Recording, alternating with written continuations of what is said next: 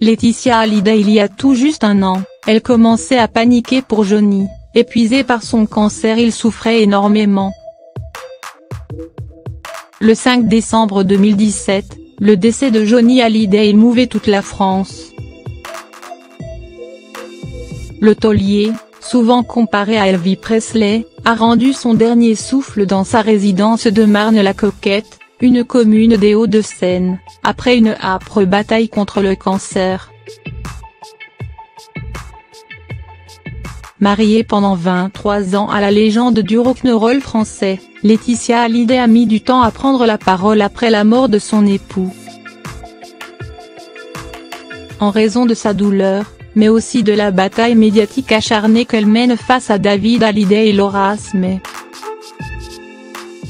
Murée dans le silence, la mère de Jade et Joy ne s'est d'abord exprimée qu'à travers des communiqués, publiés dans le cadre du bras de fer judiciaire l'opposant aux aînés de Johnny.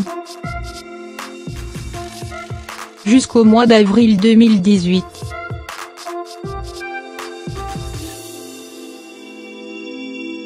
Dans un long entretien accordé au Point dans la maison de Los Angeles qu'elle partageait avec le rocker, Laetitia délivre alors sa vérité.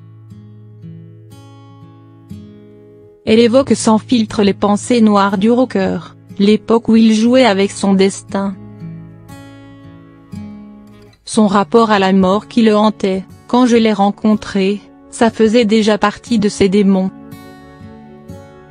Et puis il a touché la mort tellement de fois, entre les accidents de voiture, les tentatives de suicide de sa jeunesse, la maladie et sans compter les soirées avec ses amis où il prenait un flingue, il mettait une balle dans le barillet et il tirait.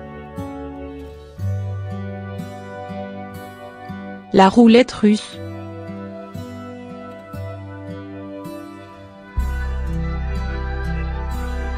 Si Johnny Hallyday s'est battu comme un lion, son épouse reconnaît néanmoins que les derniers instants de l'artiste furent extrêmement difficiles. Mon mari, ce n'était pas quelqu'un d'ordinaire.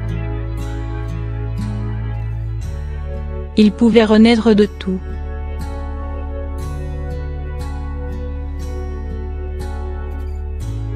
Mais en septembre, il a mis un genou à terre.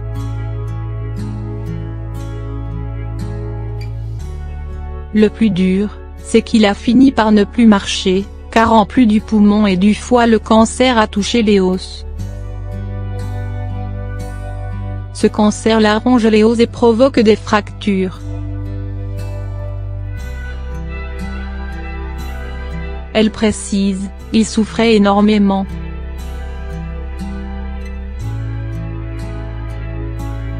À la Salpêtrière, on lui a pratiqué une cimentoplastie.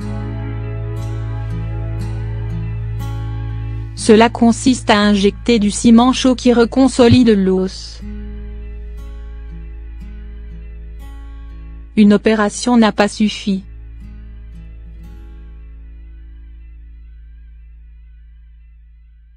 Il a fallu recommencer une fois, puis une autre et encore.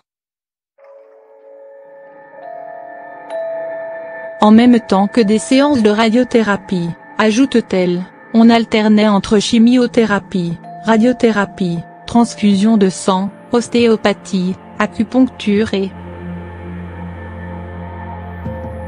L'interprète de Je te promets baissera finalement les armes le 5 décembre 2017, alors même qu'il se produisait sur scène quelques mois plus tôt, dans le cadre de la tournée des Vieilles Canailles avec Eddie Mitchell et Jacques Dutronc. Sa volonté de faire restera à jamais la signature du taulier, dont l'album posthume sort le 19 octobre prochain.